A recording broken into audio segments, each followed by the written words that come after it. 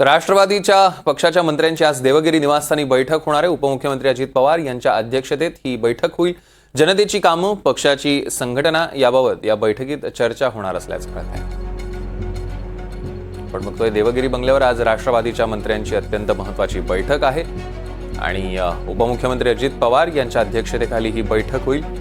राष्ट्रवादीचे महत्त्वाचे पदाधिकारी नेते या बैठकीला उपस्थित असणार आहेत, मंत्री उपस्थित असतील आणि विशेषतः जनतेची कामं, पक्षाची संघटना नेमका कशा पद्धतीने नियोजन करायचं कामांचं या सगळ्याबाबत या बैठकीत आज चर्चा होईल असं कळत आहे।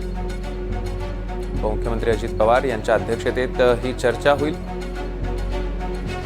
देवगिरी बंगल्यावर आज राष्ट्रवादीच्या मंत्र्यांची महत्त्वाची बैठक। सागर कुलकर्णी आपले प्रतिनिधी आपल्यासोबत फोन लाईन वरून जोडले गेले आहेत। सागर, बैठकीबद्दलचे काय अपडेट्स? सौरभ, आज संध्याकाळी राष्ट्रवादी अजित पवारांनी प्रमुख मंत्र्यांची आणि नेत्यांची बैठक बोलवली आहे। अर्थात गेले काही दिवस वेगवेगळे मुद्दे जे का असतायत त्या अनुषंगाने या बैठकीत चर्चा होणार आहे।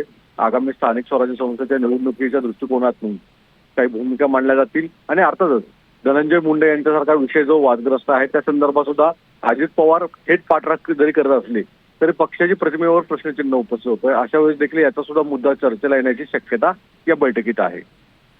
निश्चितच सागर, ह्यावर आपलं लक्ष असेल, त्याचे अपडेट्स घेऊ। तुर्तास धन्यवाद।